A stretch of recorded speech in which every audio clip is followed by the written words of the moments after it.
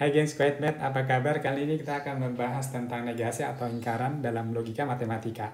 Nah, untuk mempermudah kita menentukan negasi dari suatu pernyataan dalam logika matematika, maka kita penting banget mengetahui hal-hal sebagai berikut. Yang pertama, kalau simbolnya misalnya benar, maka negasinya itu adalah salah. Yang kedua, kalau simbolnya salah, maka negasinya benar. Yang ketiga, kalau kita punya pernyataan P atau Q, maka negasinya jadinya bukan P dan bukan Q.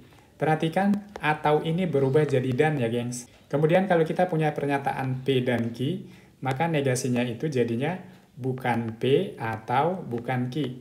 Perhatikan dannya ini berubah jadi atau ya gengs. Kemudian kalau kita punya pernyataan P maka Q, negasinya itu jadinya P dan bukan Q. Jadi depannya tetap, tanda maka ini berubah jadi dan, belakangnya itu berubah gengs. Nah, itu caranya.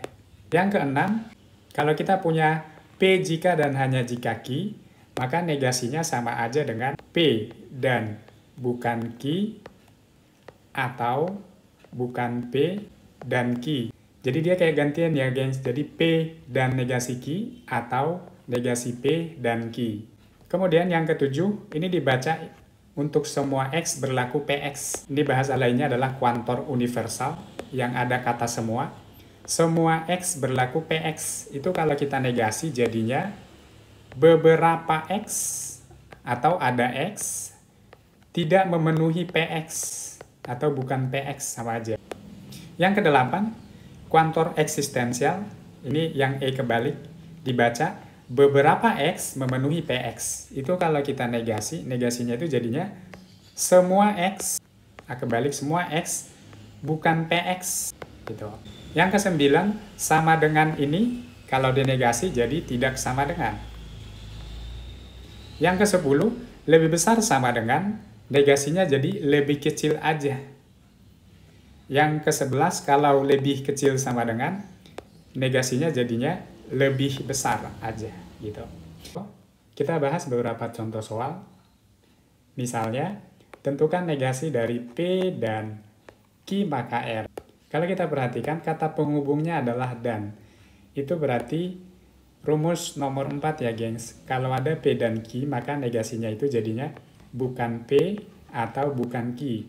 Dan itu berubah jadi atau gitu. Ini negasinya berarti jadinya bukan P dan jadi atau, bukan Q maka R. Tugas pertama kita udah depannya udah. Sekarang negasi dari Q maka R.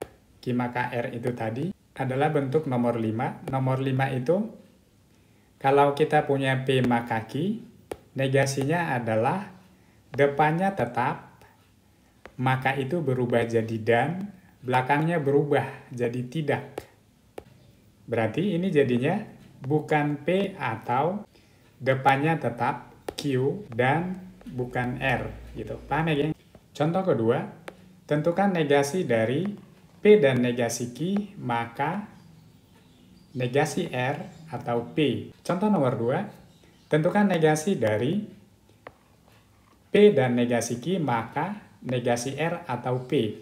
Bentuk dasarnya adalah implikasi, maka itu rumus nomor 5 ya gengs. Nomor 5 ini, kalau ada P maka Q, negasinya itu adalah P dan negasi Q. Kalau kita perhatikan, depannya itu tetap, maka berubah jadi dan, belakangnya jadi bukan Q. Sehingga hasil negasi dari ini jadinya depannya tetap P dan negasi Q, dan negasi dari belakang, negasi R atau P. Nah, ini negasinya dikerjakan lagi ya gengs, kita sederhana. Jadinya P dan negasi Q dan negasi R atau P itu berarti jenis nomor 3 ya gengs. P atau Q itu berubah jadi bukan P dan bukan Q. Atau itu berubah jadi dan. Berarti yang kita punya bukan R ini kalau dinegasi balik jadi R. Kemudian atau berubah jadi dan bukan P. Nah, ini jawabannya gitu. Contoh ketiga, P dan Q jika dan hanya jika R. Ini bentuk dasarnya adalah diimplikasi nomor 6. negasinya itu agak panjang, gengs. Jadi kalau kita punya P maka Q, negasinya tadi adalah P dan negasi Q atau negasi P dan Q. Itu kayak gantian gitu ya, gengs. Ini berarti negasinya adalah P-nya itu anggap di sini ini Q-nya. Jadi pernyataan dasarnya P. Jika dan hanya jika Q. Yang kita punya P-nya sepanjang ini, Q-nya yang ini. Nganggapnya begitu ya, gengs. Sehingga negasinya adalah P dan Q dan negasi Q, si Q-nya itu nganggapnya si R ya, gengs. Dan negasi R atau, sekarang ini yang dinegasi, negasi dari P dan Q dan R.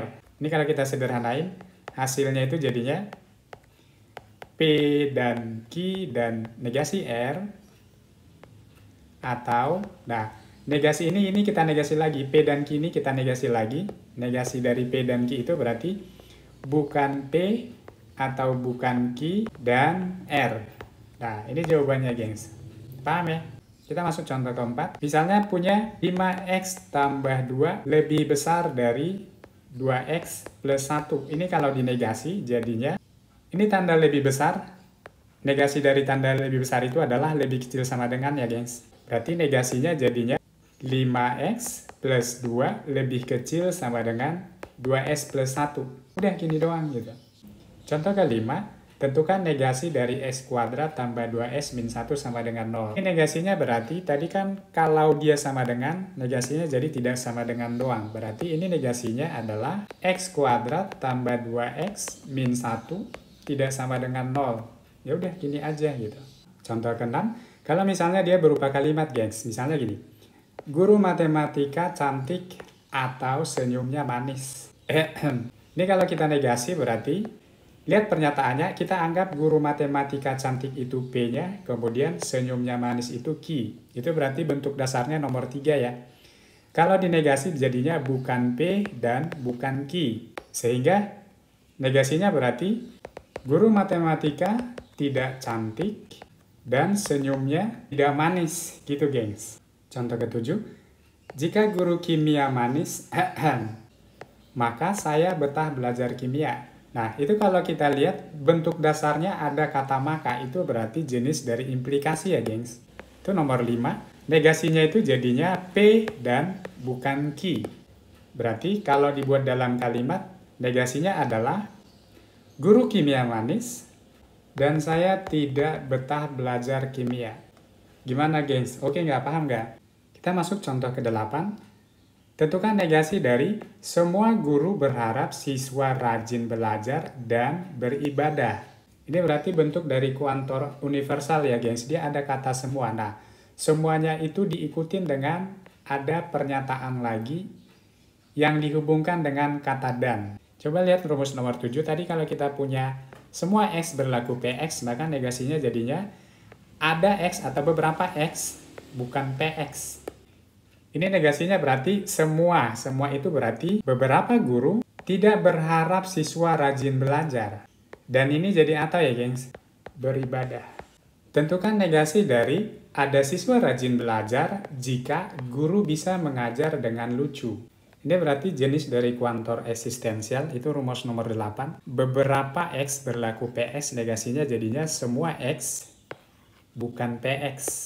Ada itu berarti berubah jadi semua. Siswa rajin belajar jika guru bisa mengajar dengan lucu, itu adalah PX-nya, itu dinegasi ya, gengs. Hasil akhirnya bakal jadi semua siswa. Perhatikan ada jika di sini, itu berarti bentuk dasar dari implikasi rumus nomor 5 ya, gengs. P maka Q. Negasinya itu adalah P dan negasi Q. Semua siswa rajin belajar walaupun, jika ini berubah jadi walaupun, itu diingat walaupun itu sama dengan dan, sama dengan meskipun, sama dengan tetapi, itu diingat ya. Semua siswa rajin belajar walaupun belakangnya berubah jadi bukan Q. Guru bisa mengajar dengan lucu, berarti guru tidak bisa mengajar dengan lucu. Oke, gengs, gimana? Bisa ya, paham ya? Jadi yang sebenarnya yang perlu kita tahu itu adalah simbolnya apa, negasinya apa. Tinggal masukin rumus sebenarnya langsung bisa. Hampir-hampir nih ya, hampir-hampir logika itu tidak ada logikanya, karena akhirnya kita juga ngapalin rumus supaya lebih gampang gitu. Walaupun sebenarnya kalaupun tanpa rumus, kalau misalnya benar-benar kita fokus, sebenarnya bisa juga sih cari negasinya gitu. Oke geng, semoga materi video ini berfaedah bagi lu. Silahkan di-share dan like. Kalau ada yang kurang paham, silahkan di komen, nanti gue jawab. Kalau mau request soal atau materi juga boleh kok. Yang belum subscribe, silahkan di-subscribe dan juga aktifkan tanda lonceng supaya lu dapat notifikasi update video-video selanjutnya. Thank you.